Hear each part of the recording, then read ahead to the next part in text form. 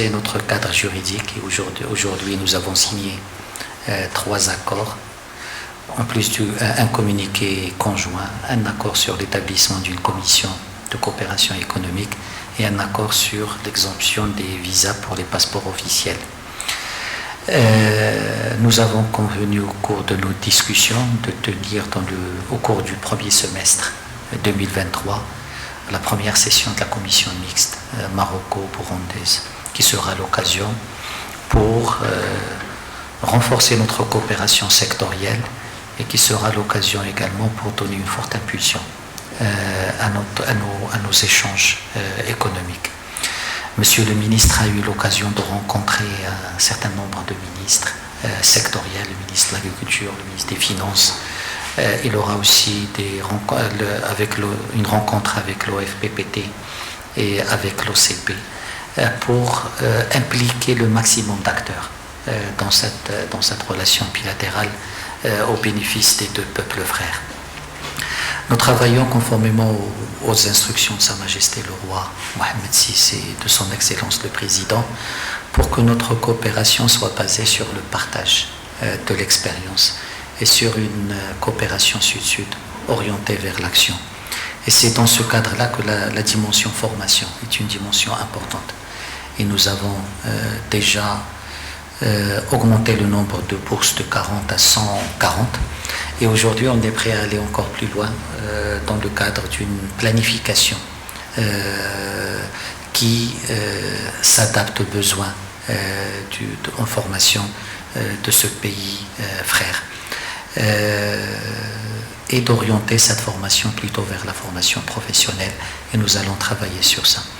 C'était l'occasion pour moi aussi de remercier le Burundi à travers mon collègue, Son Excellence le Président, pour des positions claires, constantes concernant la question du Sahara marocain.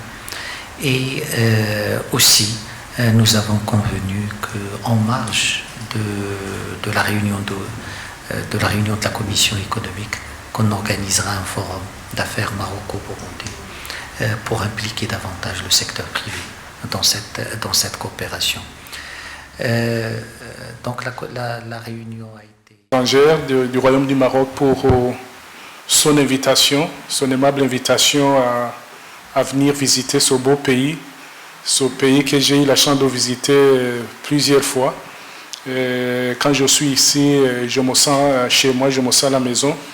Donc, je lui remercie infiniment pour cette invitation. Je voudrais aussi, à travers lui, transmettre les salutations fraternelles de son Excellence, Monsieur le Président de la République, Évariste Ndayishimiye, à Sa Majesté, le Roi Mohamed VI,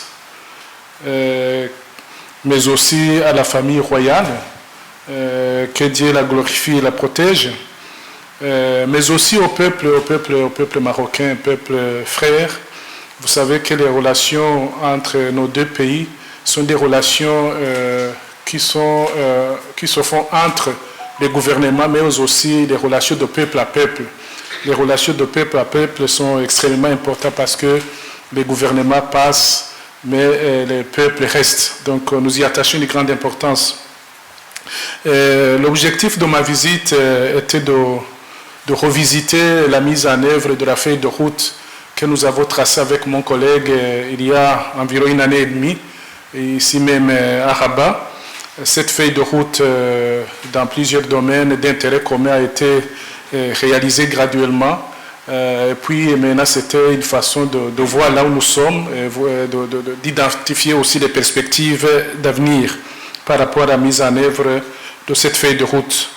Je me réjouis que beaucoup de choses ont été faites, mais aussi pour le reste, j'ai pu rencontrer certains collègues de mon cher ami Nasser, notamment le ministre de l'Agriculture, avec qui nous avons eu des échanges fructueux.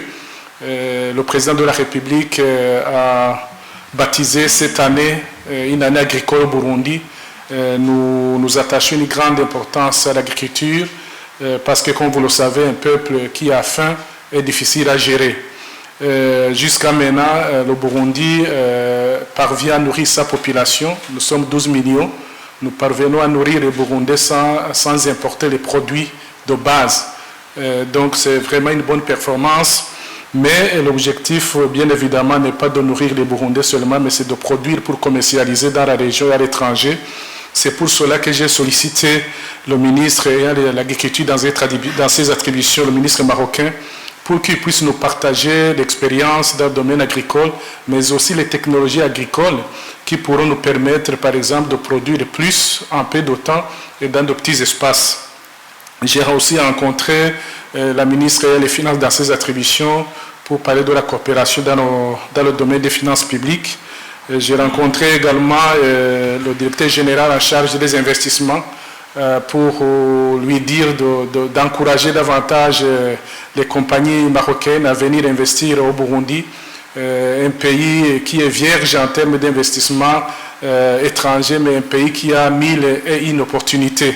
Nous sommes placés entre l'Afrique centrale et l'Afrique de l'Est.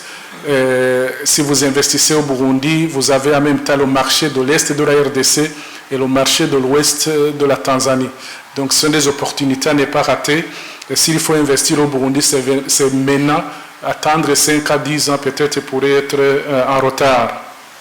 Vous comprenez que tous les deux, nous basons maintenant nos échanges, nos négociations beaucoup plus sur la diplomatie économique pour le bien-être de nos populations respectives.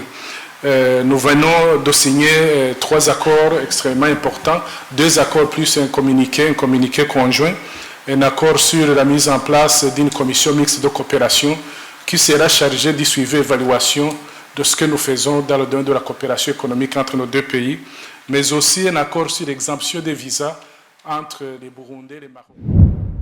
باش يوصلك جديد فيديوهات الأنباء تيفي تابونوا معنا في لاشين يوتيوب وفعلوا الجرس.